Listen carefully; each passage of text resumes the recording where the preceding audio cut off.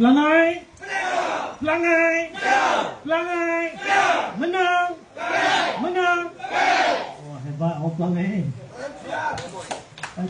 Orang Cimomoy. Apa khabar orang Cimomoy?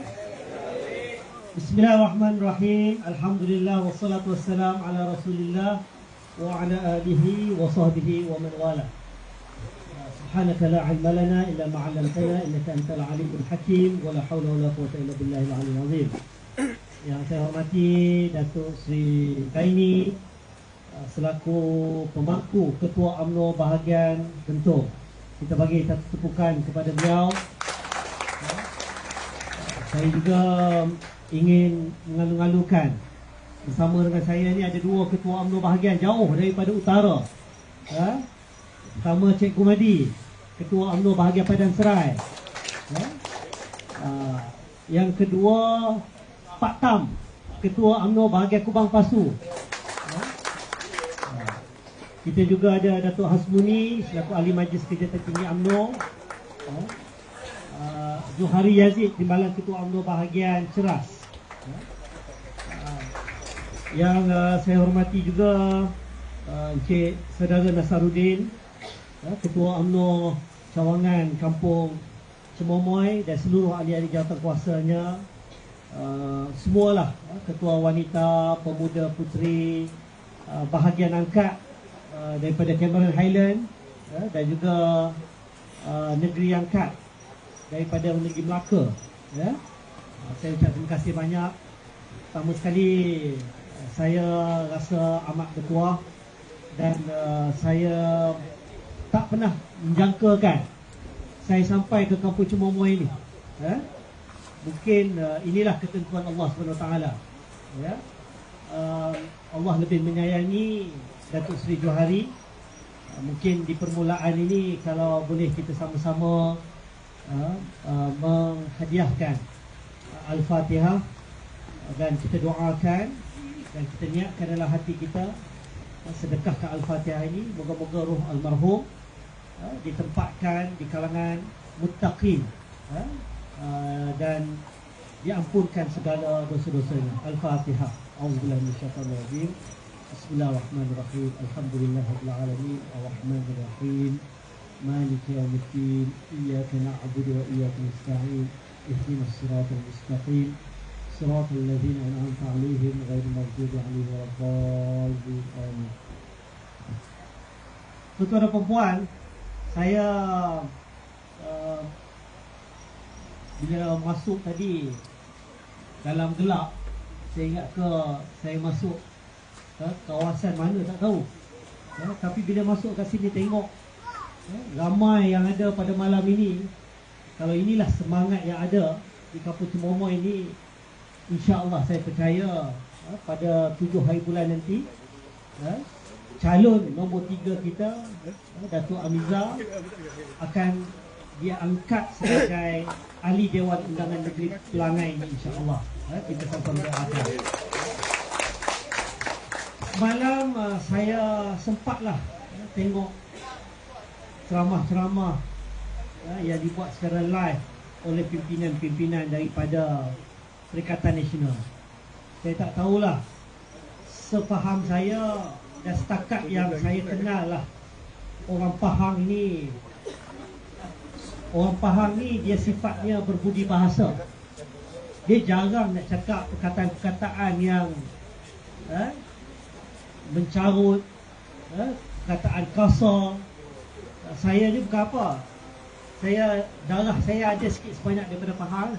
Sebab tok saya dulu adalah imam besar Masjid Pahang, Masjid Kuantan, orang Rauk. Jadi masa kecil-kecil sebelum tok saya meninggal, ulang-alik sampai umur saya 8 tahun ke Kuantan.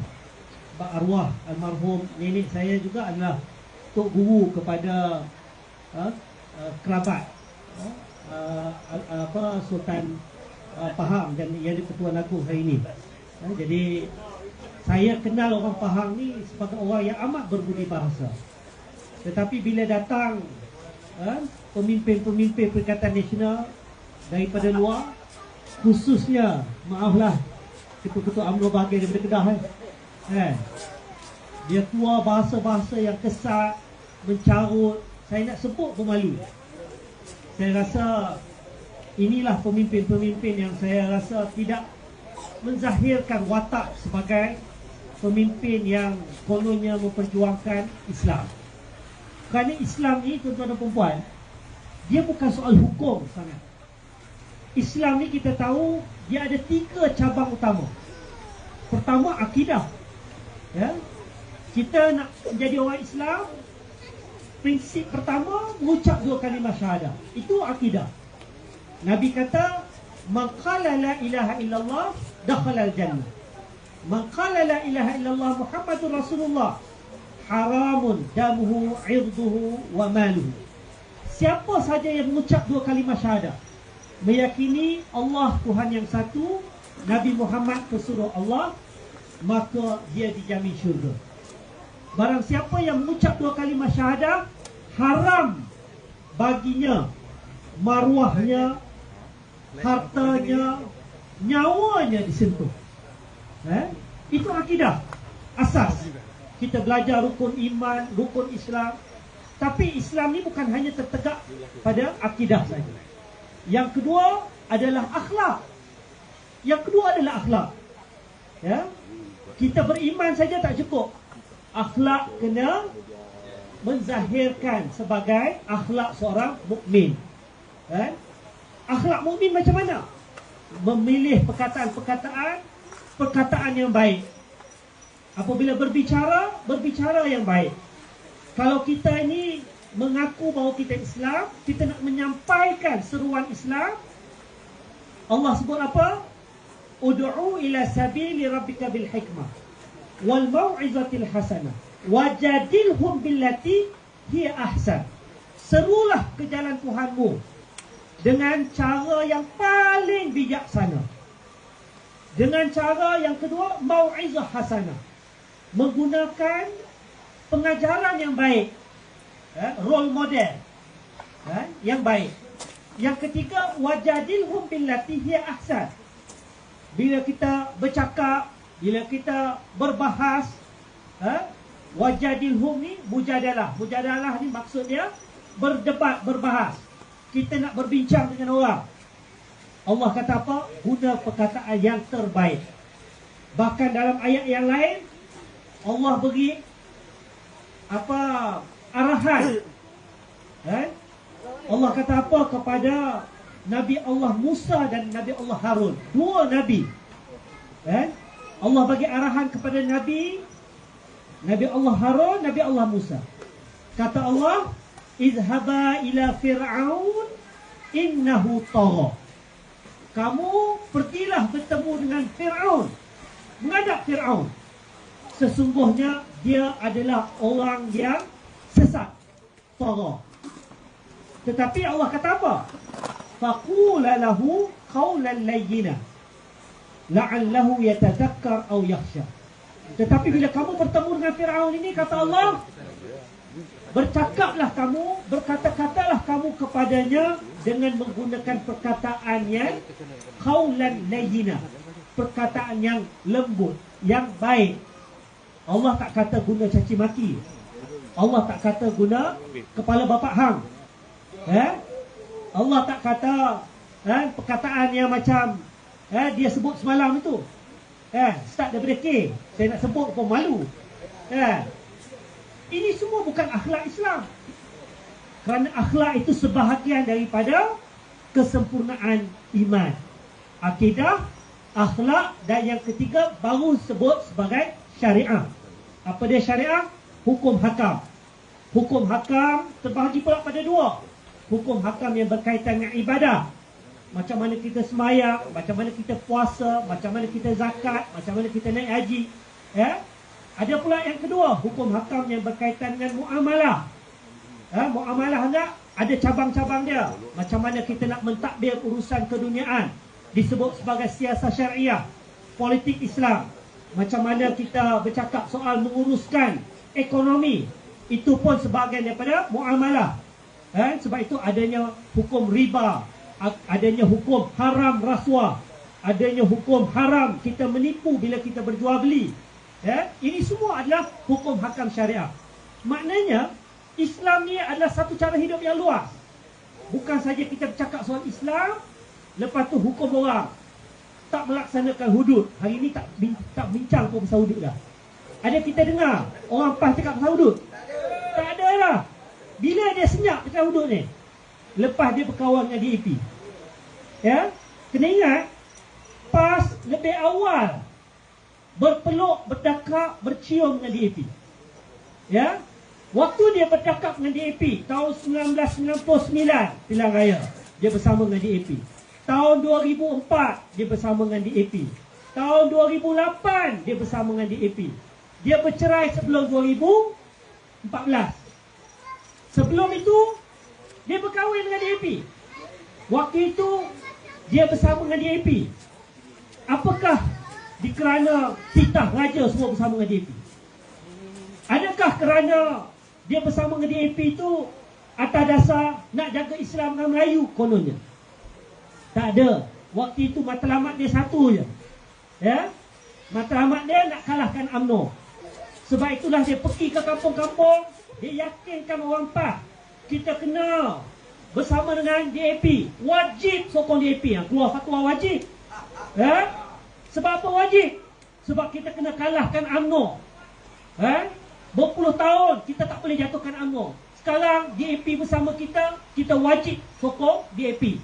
Haram kita bagi undi pada Barisan Nasional waktu itu. Ya? Dan waktu itu kena ingat, bila dia bersama dengan DAP, orang DAP baca ayat Quran, biarlah makhraj tak betul pun, biarlah tajwid langsung ke laut. Biarlah dia baca ayat Quran. Untuk apa? Tuju nak jatuhkan UMNO. Waktu itu apa kata dia? Ya? Dia kata, oh, nasib baik orang DAP ni boleh dah baca Quran hadis, banding orang UMNO daripada lahir tak pernah baca Quran dan hadis. DAP lepas berkawan dengan PAS boleh bercakap, boleh baca Al-Quran dan hadis. Dia kata, tiba-tiba Lim Guan Eng angkat naik sebagai Khalifah Umar Abdul Aziz. Takkan kita lupa? Nak bersama dengan DAP, keluar dalil, oh, ini adalah satu prinsip Islam yang disebut sebagai tahalluf siasi. Orang Melayu kita dengar tahalluf siasi, dengar bahasa Arab, oh, betul lah ni. Orang kita kat Malaysia ni nak bunyi Islam kena bunyi bahasa Arab. Padahal dalam Quran tak ada pun perkataan tahalluf siasi ni. Itu hanyalah bahasa Arab, terjemahan permuafakatan politik. Tahalluf tu permuafakatan, siasi politik. Dia terjemah bahasa Melayu kepada bahasa Arab, dia ceramah ke orang, ini prinsip Islam. Waktu bersama dengan DAP keluarkan fatwa ni. Sekarang hari ini duk jaga kat kampung, oh, UMNO bersama DAP, UMNO bersama DAP, dia jual agama dia jual bangsa dia. Ni saya nak terang malam ni kepada orang kampung semua, terutamanya orang-orang UMNO, orang Barisan Nasional, yang daripada dulu setia dengan parti UMNO ni. Betul? Ya. Kita UMNO tidak akan dan tidak akan pernah mencabuli, meninggalkan ataupun menggadai perjuangan kita Islam dan Melayu. Itu perjuangan UMNO. Kita kena ingat, UMNO lahir 1946. Satu-satunya parti yang lahir daripada rahim, yang tak pernah lahir kerana dendam, yang tak pernah lahir kerana kecewa, yang tak pernah lahir kerana frust kalah pemilihan parti. Parti-parti lain ini, baik PAS dan semua parti-parti Melayu terutama, kebanyakannya lahir kerana apa? PAS kalah pertandingan presiden lawan Tunku Abdul Rahman. Tuan Haji Fuad dulu kalah lawan Tunku Abdul Rahman presiden, keluar tubuh PAS atas dasar kekecewaan. Semangat 46 atas dasar kekecewaan. PKR atas dasar kekecewaan. Amanah atas dasar kekecewaan. Tapi UMNO tidak. UMNO lahir tahun 1946. dan termaktub dalam perlembagaan UMNO sehingga hari ini. Kenapa kita lahir? Kerana kita nak jaga Islam, kerana kita nak jaga Melayu. Kitalah parti yang mempertahankan raja-raja Melayu dan bahasa Melayu. Betul? Dan kita tidak pernah menggadaikan. Jadi kenapa? Orang tanya, kenapa hari ini UMNO mencabuli prinsip ini, bekerjasama dengan DAP? Tuan-tuan dan perempuan, apa yang berlaku ini bukan kehendak kita. Allah takdirkan selepas PRU 15. Apa yang berlaku? Tidak ada satu pun yang boleh tubuh kerajaan. Betul? Ingat waktu itu. Betul ada orang kata, oh dulu kan bukan Dr. Ashraf ketua pemuda. Lantang kata, kalau kerjasama dengan DAP, dialah orang yang pertama akan menentang. Betul? Saya sebut begitu. Kerana waktu itu UMNO buat keputusan dasar. Keputusan dasar dalam Majlis Kerja Tertinggi diangkat ke Pimpinan Agung UMNO. Kita kena ingat ya, UMNO ini parti yang ada sistem, ada peraturan. Apa juga keputusan dasar parti tak boleh ditentukan oleh individu. Presiden tak boleh tentu. Setiausaha Agung lagi tak boleh. Ya, sebab apa? Setiausaha Agung ni bukan dipilih. Bukan tuan-tuan dan puan pilih saya. Saya dilantik. Kan? Presiden nak pecat saya boleh. Itu hak presiden. Sebab waktu saya menang ketua pemuda, ya dipilih oleh pemuda. Tapi bila saya tak bertanding, tiba-tiba Datuk Seri Zahid angkat saya sebagai Setiausaha Agung. Saya hanya melaksanakan dasar dan polisi parti. Tak boleh menentukan dasar dan polisi parti. Presiden pun begitu juga. Tak boleh menentukan dasar dan polisi parti. Dalam perlembagaan UMNO, yang boleh menentukan dasar parti hanyalah dua. Pertama, Perhimpunan Agung UMNO. Perhimpunan Agung UMNO datang daripada mana? Suara bahagian, suara cawangan. Yang kedua, dalam perlembagaan UMNO kata, ketiadaan Perhimpunan Agung UMNO. Majlis Kerja Tertinggi adalah badan yang tertinggi menentukan dasar dan hala tuju parti. Saya nak imbas kembali. Sebelum PRU 15, apa keputusan dasar parti? No DAP, no Anwar. Ya? Dan jangan lupa, no Bersatu. Apa maksud dia? Maksud dia kita pergi pilihan raya ke 15 secara solo. Bukan dengan PKR, bukan dengan DAP, hatta bukan dengan Bersatu. Itu keputusan dasar. Siapa yang tentukan? Majlis Kerja Tertinggi angkat. Presiden bawa dalam Perhimpunan Agung UMNO. Dia tanya semua, setuju atau tidak? Setuju. Kalau setuju, bangun. Kalau ingat lagi, semua bangun berdiri. Semua setuju. Itu keputusan dasar. Apakah kita akui dengan keputusan dasar? Ya. PRU 15, kita masuk pilihan raya dengan penuh keyakinan bahawa kita boleh menang. Apatah lagi isyarat PRN Melaka dan juga Johor. Kita ingat PRN Melaka kita menang 3/4 majoriti. Bukan 2/3, 3/4. Masuk PRN Johor, kita menang 2/3. Itu sebab kita ada sedikit angkuh dan sombong. Ego. Ya, kita rasa kita boleh masuk dan menang. Tapi Allah sebut wa makaru wa makarallah. Wallahu khairul makirin. Kita merancang, Allah merancang. Sebaik-baik perancang adalah Allah Subhanahu Wa Taala. Lepas PRU 19 November, alhamdulillah Pelangai menang. Sebab orang Pelangai dulu, kini dan selamanya insya-Allah setia dengan Barisan Nasional dan UMNO. Betul? Ya? Menang di Pelangai, tapi hakikatnya kerajaan tumbang. Ya? Orang Pelangai dalam keadaan macam tu pun setia dengan UMNO. Apatah lagi sekarang. Ya? Dalam keadaan begitu, bila 19 November pilihan raya umum, malam tu umum, esok 20 November SPR buat pengisytiharan, tidak ada siapa pun ada kerusi yang cukup menubuhkan kerajaan. Ingat? Kita ingat ke kita dah kalah menonggeng dah? Tinggal 30 ya. Ya, tengok Tuhan punya kuasa. Kita hanya tinggal 30. Kita ingat kita dah kalah dah. Kita dah bersedia jadi pembangkang dah. Tetapi rupa-rupanya tak ada siapa yang menang. Tak ada siapa yang menang. Ya? PH yang dikatakan menang, tak menang. 82 je. Nak menang ni maksud dia kena tubuh kerajaan 112. Kurang 30. Tengok ni, Tuhan tunjuk ni. Kurang 30 je. Perikatan Nasional angkuh kata menang besar. 73 je waktu tu. Masa tu Padang Serai belum lagi. Ya, pun tak menang juga. Kita nombor 3, 30 kursi. Sarawak GPS 23 yang keempat. Lepas tu yang lain kecil-kecil. Ya. Dalam keadaan negara tak ada kerajaan, beberapa hari itu Allah takdirkan, dia kurniakan ilham kepada yang di-Pertuan Agong. Yang di-Pertuan Agong dikurniakan ilham, panggil ketua-ketua parti. Panggil mula-mula Tan Sri Muhyiddin. Panggil apa? Panggil ke istana. Hanya satu saja permintaan tuanku. Ya, apa permintaan tuanku? Cukup-cukuplah bergaduh, berbalah.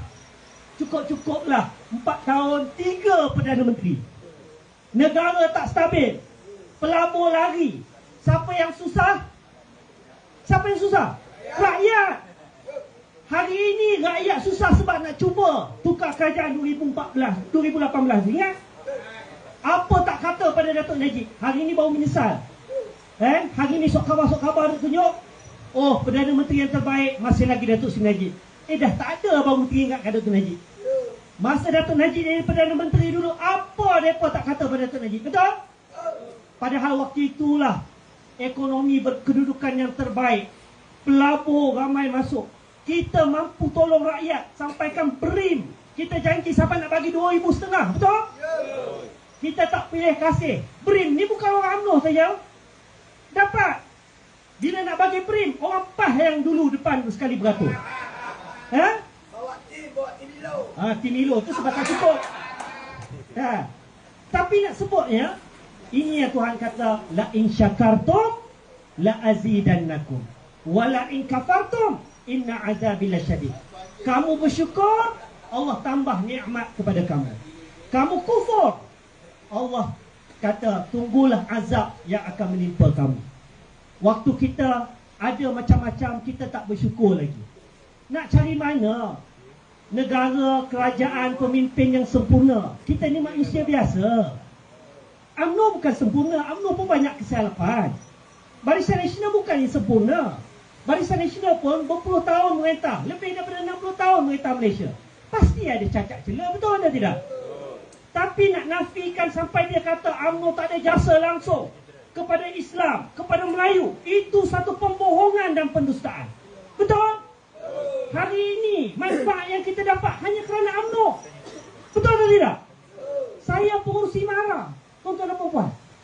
Orang petikai kenapa lantikan politik? Saya kata daripada dulu lagi lantikan politik. Dan saya dilantik sebagai pengurusi marah sebab apa? Sebab saya Setiausaha Agong UMNO. Ya? Sebab apa? Sebab Setiausaha Agong UMNO nak jaga baby UMNO. Mara ini baby UMNO, lahir daripada rahim UMNO. Saya nak cakap pada kampung Cemomoy ini, Mara lahir tahun 1966. Itu atas kertas surat lahir dia. Tetapi asalnya tahun 1964 di Perhimpunan Agong UMNO. Apabila UMNO mencadangkan supaya mesti ada satu institusi yang jaga orang Melayu, ubah orang Melayu dari segi pendidikan dan juga ekonomi. Tahun 1965 Tun Razak ambil cadangan Perhimpunan Agong UMNO, buat Kongres Ekonomi Bumiputra. Di situlah kali pertama nama Mara dicadangkan, dan tahun berikutnya 1966 ditubuhkan Mara. Tuan-tuan dan puan-puan, ramai mungkin tak tahu, Mara ini macam sebuah negara. Sebab apa? Ini saya nak sebut secara terus terang dan terbuka. Sebab bila saya masuk Mara, saya tanya kenapa kita sorokkan fakta-fakta ini. Sebab fakta ini ada dalam bajet negara. Ini dokumen terbuka. Oh, dia kata nanti orang petikai kan. Saya kata ini hak kita. Dalam perlembagaan perkara 153. Apa dia? Perkara 153. Melayu ada kedudukan istimewa. Siapa yang letak dalam itu, dalam perlembagaan itu? Kalau bukan pemimpin-pemimpin UMNO. Tahun 1956-57, masa kita nak merdeka, syarat British apa? Nak merdeka kena kerjasama dengan China, India. Iktiraf mereka sebagai rakyat di tanah Melayu ini. Pemimpin Melayu waktu itu kena terangkan kepada ahli-ahli UMNO. Kita kena terima mereka ni, kena berkongsi kuasa dengan mereka. Akhirnya tubuh Parti Perikatan, betul? Dan ada syarat dia. Terima mereka sebagai rakyat, tetapi ada syarat balas. Apa dia syarat balas? Pertama, perkara 3, Islam sebagai agama persekutuan. Kedua, perkara 153, kedudukan Melayu Bumi Putra ada keistimewaannya dalam perlembagaan. Ketiga, bahasa Melayu, bahasa kebangsaan. Keempat, institusi Raja-Raja Melayu. Itulah syarat yang UMNO letakkan waktu kita nak merdeka. Itu juga syarat kita bila kita nak menubuhkan kerajaan perpaduan ini. Sebab apa saya sebutkan tadi? Bila tak ada siapa boleh tubuh kerajaan, Agong diberikan ilham, panggil ketua-ketua parti, minta satu perkara, cukup-cukuplah bergaduh, tubuh kerajaan perpaduan. Bukan saya kata, Tan Sri Muhyiddin pun akui. Ingat, dia keluar daripada istana pada 22 November, dia keluarkan kenyataan secara terbuka. Ada video, boleh Google. Sekarang tak boleh tipu dah, ada Google. Tan Sri Muhyiddin kata apa? Saya menghadap Tuanku Yang di-Pertuan Agong, Tuanku Yang di-Pertuan Agong suruh tubuh kerajaan perpaduan, tapi kami Perikatan Nasional, apa juga nama, Unity Government ke, kerajaan perpaduan ke, kami tolak. Tengok angkuhnya. Ya? Anwar Ibrahim masuk, Anwar Ibrahim kata dia setuju. Tapi Anwar saja tak cukup, sebab PH hanya ada 82. Petang itu juga Istana Negara keluarkan kenyataan media, minta Barisan Nasional menghadap Yang di-Pertuan Agong. 23 November pukul 10 pagi, Datuk Seri Zahid menghadap, bawa bersama 2 saksi, Timbalan Presiden Tok Mat dan juga Setiausaha Agong Barisan Nasional Datuk Seri Dr. Zamri Kadir. Menghadap, rupa-rupanya sama juga titah tuanku. Apa titah tuanku? Cukup-cukuplah berbalah, fikir soal negara, fikir soal rakyat, tubuhkan kerajaan perpaduan. Apa kata Datuk Seri Zahid? Secara prinsipnya Patik setuju, tetapi Patik tak boleh membuat keputusan dasar parti. Tengok Datuk Seri Zahid ni, dia presiden parti. Kalau ikutkan dia boleh cakap je, kami ni parti yang menjunjung titah tuanku, mempertahankan isu Raja-Raja Melayu, jadi kami akan ikut dan akur. Tapi Datuk Seri Zahid minta tuanku bagi masa untuk UMNO buat majlis kerja tertinggi khas pada malam tersebut. Pada malam 23 November kita mula bermesyuarat, panggil semua 56 orang, semua hadir. Tak ada siapa yang tak hadir, walaupun panggil dalam tak sampai pun 12 jam. Ya, apa perbincangan kita? Tuan-tuan, saya nak sebutkan, ramai orang tak tahu apa perbincangan. Yang tahu kenyataan media yang kita keluar. Kalaulah perbincangan kita itu hanya menurut titah tuanku, tak sampai 20 minit kita selesai mesyuarat. Sebab apa? Datuk Seri Zahid boleh cakap, okey, pagi tadi saya menghadap Tuanku Yang di-Pertuan Agong, Tuanku Yang di-Pertuan Agong minta kita tubuh kerajaan perpaduan. Kita ni parti dalam perkara 3 perlembagaan UMNO, matlamat dan tujuan. Salah satunya mempertahankan institusi Raja-Raja Melayu. Jadi kita wajib patuh dan akur. Betul? Tak payah bincang panjang, semua setuju. Tetapi kita mesyuarat pukul 8.30 malam, habis pukul 1.38 pagi. Kenapa panjang? Sebab Datuk Zahid nak dengar daripada semua, kita bukan bincang hanya soal titah tuanku. Kita bincang soal masa depan UMNO. Kita bincang soal apa pandangan dan persepsi rakyat. Kalau kita akur titah tuanku, bermakna kita akan terpaksa bekerjasama dengan PH, musuh kita. Dan yang paling kita curiga, dalam PH ada satu parti yang menjadi hantu raya, menghantui kita berpuluh-puluh tahun. Apa dia? Parti mana? Parti DAP. Betul atau tidak? Nak pangkah DAP ni, bukan senang.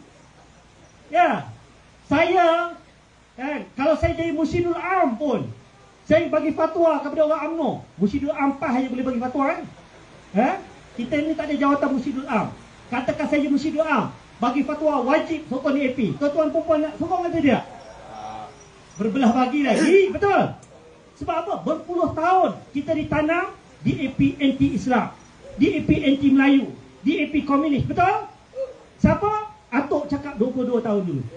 Dan 22 tahun, BTN, itulah Daud Syarah tiap hari. Ya? Jadi kita curiga. Kalau kita akur titah tuanku, bak kata pepatah, kita kena buat keputusan seperti di luar mati mak, ditelan mati bapa.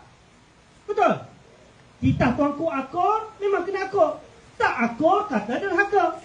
Langgar perlembagaan UMNO. Akur, kena kerjasama dengan PH. Akur dalam tu ada DAP. Tuan-tuan dan perempuan, bukan mudah pemimpin nak buat keputusan ni. Sebab itulah akhirnya kita sepakat, kita akur betul sebagai satu prinsip. Tapi yang kedua, macam mana kita nak pastikan agenda Islam, Melayu, raja-raja Melayu, bahasa Melayu tetap kita pertahankan. Itu kita buat syarat. Boleh kita akur, kita kena buat perjanjian dengan Pakatan Harapan dan parti-parti yang setuju nak kerjasama dengan UMNO. Kalau nak kerjasama dengan UMNO, tubuh Kerajaan Perpaduan Malaysia, 4 perkara kita letak dalam perjanjian. Apa dia? Pertama, jangan sesekali sentuh Islam sebagai agama persekutuan. You nak cakap apa perjuangan you, Malaysia ke, kita tak peduli. Tetapi jangan sekali-kali sentuh Islam agama persekutuan dalam perlembagaan yang kita sama-sama pertahankan. Kedua, kedudukan Melayu Bumi Putra, perkara 153, jangan sekali-kali sentuh. Raja-raja Melayu, jangan perkotak-katik. Dan bahasa Melayu, bahasa kebangsaan. Kita berhantar pada Datuk Seri Anwar, kita buat perbincangan. Saya salah seorang daripada jawatan kuasa perunding. Saya salah seorang yang bertanggungjawab tulis ayat-ayat dalam perjanjian tersebut. Sebab tu saya boleh bercakap. Dan bila kita serah kepada Datuk Seri Anwar, kita serah kepada Anthony Loke, kita serah kepada Mak Sabu, dia orang seorang-seorang sign, setuju. Jadi bila dia sign, kita rasa legalah sikit. Sebab kita ni kena ingat, kita satu-satunya parti yang tak pernah berkahwin dengan DAP ni. Tak pernah rasa sedap ke tak sedap ni. Ya, parti lain semua dah rasa. Parti Pak Lebai PAS 3 kali pilihan raya, 99, 2004, 2008. Waktu tu tak ada titah tuanku pun. Waktu tu macam saya kata, macam-macam fatwa tu lah. Tak halusiasi lah, Khalifah Umar Abdul Aziz lah. Tak dengar dah negara Islam. Yang dengar negara berkebajikan. Boleh pula kata, oh, dalam Quran tak ada istilah negara Islam. Yang ada baldatun tayyibatun warabbun ghafur, negara yang baik dan sentiasa mendapat keampunan daripada Allah. Itulah sebenarnya maksud negara kebajikan. Nak bagi hujah, sebab Pakatan Rakyat waktu itu, PKR DAP kata, kalau nak berkawan dengan aku, jangan sebut bab negara Islam, jangan sebut bab hudud. Siapa yang akur dengan DAP, PAS. Hari ini kita bagi syarat pada PH ni, nak kerjasama dengan kita, jangan sentuh bab Islam agama persekutuan. Jangan sentuh bab Melayu. Jangan sentuh bab raja-raja Melayu. Jangan sentuh bab bahasa Melayu. Setuju atau tidak? Jadi, siapa yang pertahankan prinsip? Siapa yang mencairkan prinsip? Siapa yang sanggup jual agama, tunggang agama kerana kuasa? Kita parti yang tak pernah tunggang agama kerana kuasa. Tetapi kita tunggang parti untuk pastikan kuasa menjaga agama, bangsa dan tanah air. Betul? Sebab itulah, tuan-tuan dan puan, macam semalam dia berceramah. Dia kata UMNO dah gadai perjuangan Islam, UMNO dah gadai perjuangan Melayu. UMNO sejak berkawan dengan DAP, jaga-jaga Malaysia ini akan pergi menjadi sebagai sebuah negara sekular. Betul? Hari ini dia punya strategi, dia akan pergi ke rumah-rumah orang UMNO, dia pujuk orang UMNO, cukup-cukuplah sokong UMNO. UMNO ni dah tak perjuangkan Islam, UMNO ni dah tidak perjuangkan Melayu. Dia berkawan dengan DAP, Malaysia ini akan berubah menjadi negara sekular. Tuan-tuan dan perempuan, saya nak terangkan kat sini. Pertama, kita kena faham apa dia maksud sekular ni. Ya, apa maksud sekular? Sekular ini maksud dia apa? Maksud dia yang pada kata politik suku, agama suku. Ya, makna dia kalau negara tu negara sekular tak boleh dah ada apa juga dasar polisi perbelanjaan untuk agama Islam. Semua agama kena sama rata. Perlembagaan kita kena ubah. Islam bukan lagi agama persekutuan. Agama-agama semuanya sama saja dalam perlembagaan kita. Tuan-tuan dan puan-puan, inilah tahyul politik yang PAS cuba bawa hari ini. Tahyul ni faham apa?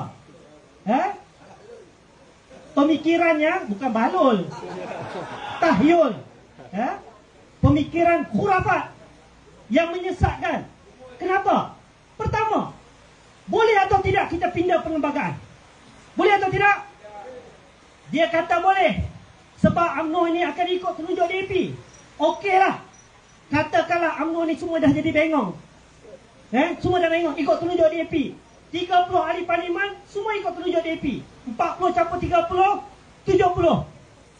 Nak pindah perlembagaan kena ada 148. Nak cari mana 148? Oh ada, PKR pun semuanya bengong. Anwar Ibrahim pun jadi bengong dah. Ikut DAP. Pun nak pindah perlembagaan. Islam ni tak lagi agama persekutuan. Ada ke tidak 148? Sekarang dah tak ada sebab Syed Saddiq dah lompat. Ya? Okeylah. Tiba-tiba Syed Saddiq pun setuju nak pindah perlembagaan juga. 148.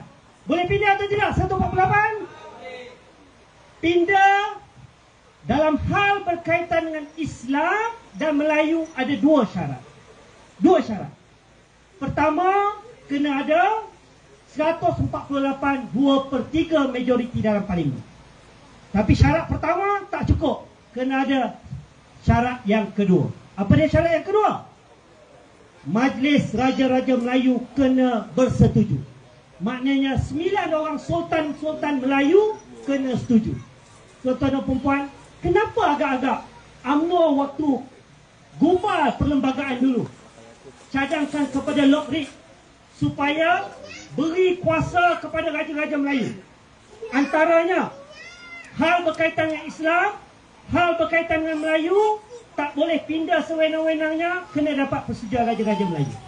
Hari ini kita boleh tengok hikmah bijaksananya pemimpin-pemimpin UMNO waktu itu. Apa dia? Inilah situasinya. Kalaulah saya katakan semua pemimpin UMNO yang menang dah dibeli, semua PKR orang Melayu Islam dah dibeli, kita masih ada 9 orang sultan-sultan Melayu yang akan terus pertahankan Islam dan Melayu. Setuju? Jadi di mana yang dikatakan negara ini akan berubah menjadi negara sekular? Sedap cakap mulut je. Inilah masalah. Pakai lilitan lebay tetapi fitnah, tohmah, cakap menipu. Betul? Kita jangan ikut perangai macam mereka. Kita orang yang bertamadun, kita orang yang berakhlak. Kita bercakap berasaskan fakta. Itu pertama. Pindah perlembagaan, no. Yang kedua, tuan-tuan dan puan-puan, kita kena ingat satu perkara. Malaysia ini sudah menjadi sebuah negara yang meletakkan Islam sebagai agama persekutuan. Kalau sekular bermakna kita tak boleh ada sebarang dasar polisi yang berkaitan dengan Islam. Ada seorang waktu hari itu, Datuk Seri Zaini pun ada. Masa kami buat pertemuan dengan semua jentera UMNO untuk pelangai ni di Janda Baik, ya, ada seorang ketua wanita. Saya tak tahu ketua wanita mana itu. Ada orang sini tak? Seorang ketua wanita, orang pelangai. Dia bangun, dia tanya, sebab saya buka soalan. Dia tanya, Dr. Ashraf, betul ke DAP bagi cek kepada sekolah-sekolah Cina ni 15 juta? Saya pun kata betul. Bukan 15 juta, 15.8 juta sebenarnya. Waktu zaman Datuk Seri Anwar, dia bagi 15.8 juta kepada sekolah Cina. Waktu zaman Datuk Seri Ismail Sabri, lebih kurang yang sama, 16 juta, 15 juta.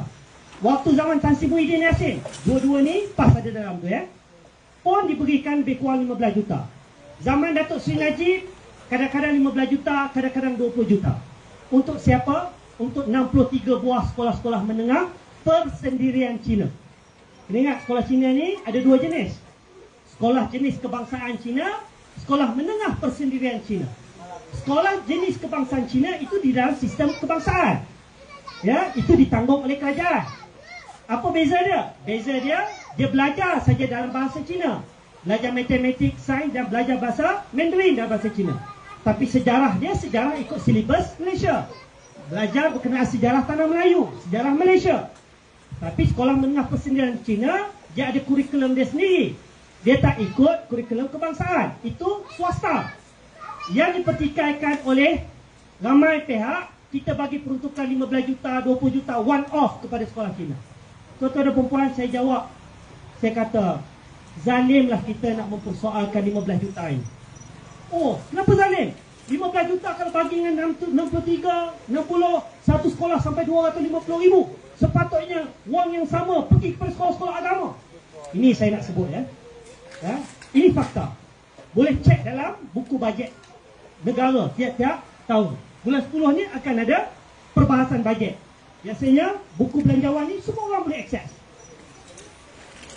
Di bawah Kementerian Pendidikan ada satu sektor dipanggil sektor pendidikan Islam. Ya.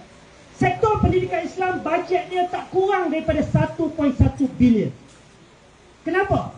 Di situlah ada 221 buah sekolah agama bantuan kerajaan. Di situlah ada 588 sekolah-sekolah aliran agama. Yang kadang-kadang kita tengok sekolah tu bukan nama sekolah agama. Contohnya sekolah anak saya dulu, sekolah Seksyen 18 Shah Alam. Nama sekolah tak ada sekolah agama Seksyen 18. Tetapi Seksyen 18 Shah Alam, dia adalah sekolah aliran agama. Bila aliran agama, wajib belajar SPM, ambil bahasa Arab, Quran Sunnah dan pengajian syariah Islamiah. Ya, macam sekolah agama. Itu ada 588 buah. Ada 61 buah SNKA, sekolah menengah kebangsaan agama. Di semua negeri ada. Faham contohnya apa? SNKA apa? SNKA Dong di Rauk. Itu sekolah menengah kebangsaan agama, 61 buah. Ada 12 sekolah asrama penuh integrasi beragama. Di Pelangi pun ada. Okey.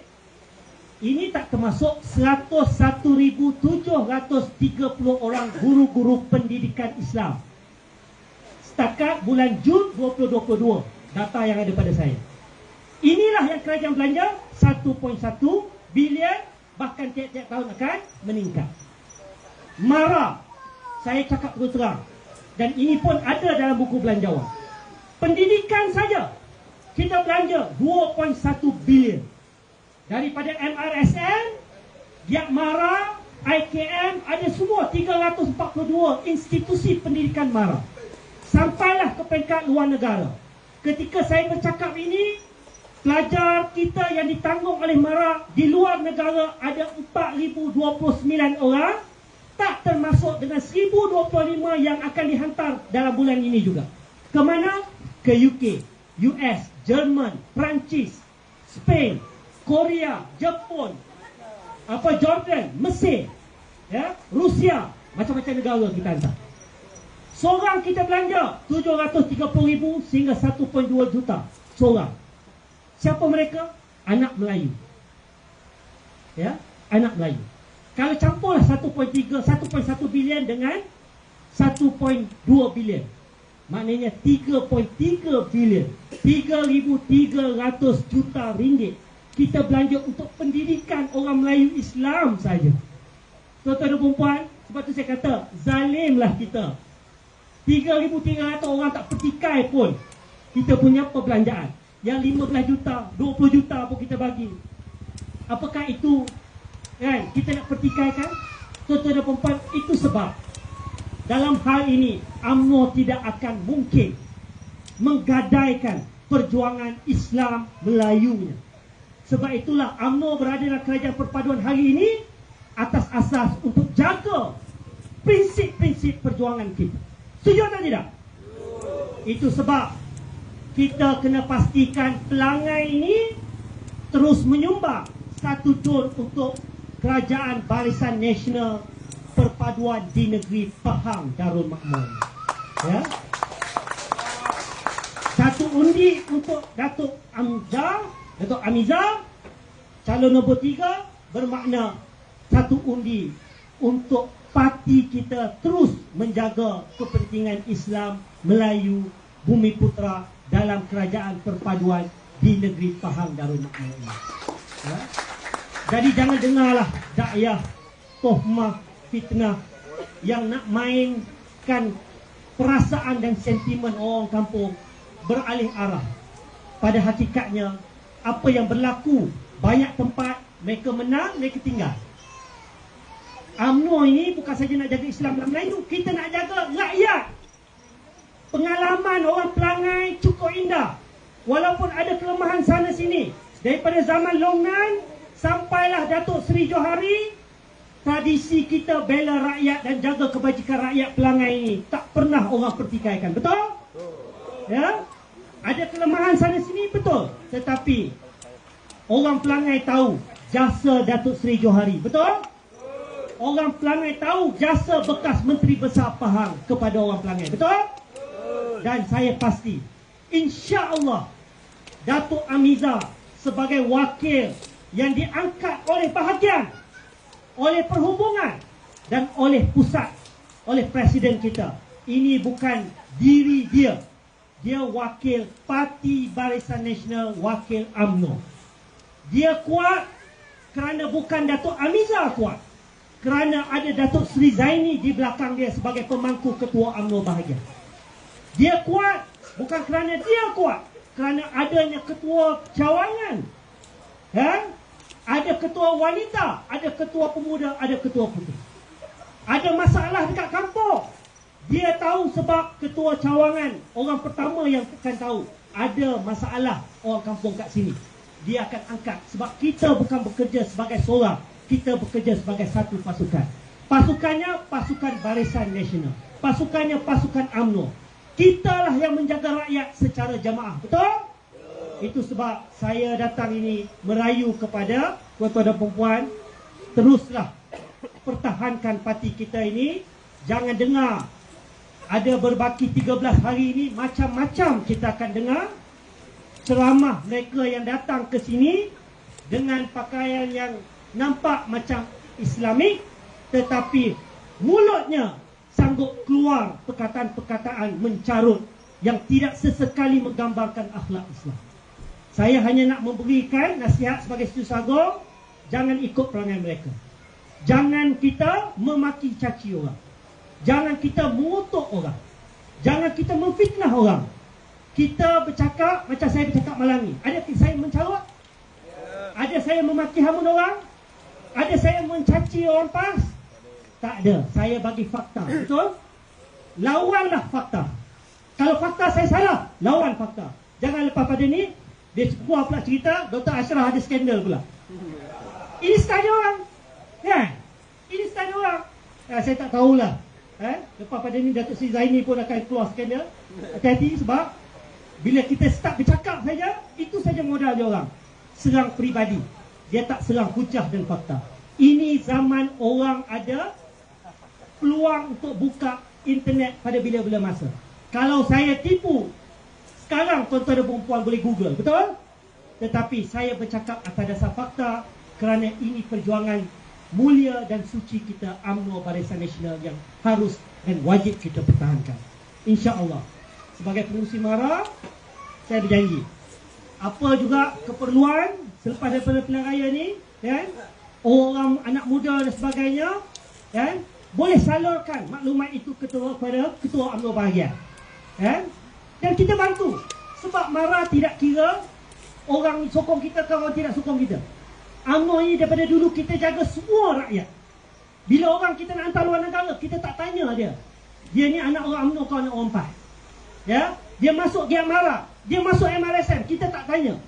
Tapi masalahnya bila dia orang masuk MRSM, masuk pergi luar negara, balik kerja, dapat kerja bergaji bertujuh juta, kan? Berpuluh ribu, beritahu syarah sana sini UMNO menggadaikan perjuangan Islam dan Melayu. Kalau gadai perjuangan Islam Melayu, MARA dah kena tutup awal lah. Betul?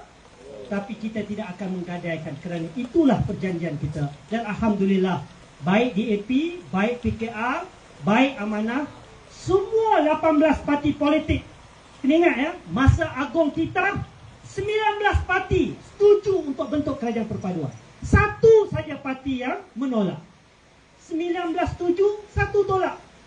Takkanlah kita yang sokong titah raja, suruh kita bersatu, tubuh kerajaan perpaduan, kita dianggap pengkhianat. Yang satu tolak titah raja, tak bunyi pun dia mengkhianati titah raja. Ya, itulah baiknya orang UMNO. Kita tak guna sentimen kebencian untuk kita hentam orang. Itu sebab saya minta sangat-sangat 7 hari bulan ni kita ada berbaki 12-13 hari ini, kerjalah kuat, pastikan UMNO kita menang, Barisan Nasional calon nombor 3 menang. Boleh? Pelangai! Pelangai! Pelangai! Menang! Menang! Menang! Hebat. Wabillahi taufiq wal hidayah. Wassalamualaikum warahmatullahi wabarakatuh.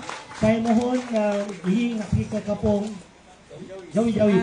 Terima kasih yang berbahagia Datuk Ashraf Wahidi bin Ausuki kerana sudi datang ke kampung kami. Seterusnya kita menjemput hadirin menjamu selera, santai-santai kampung aja. Silakan.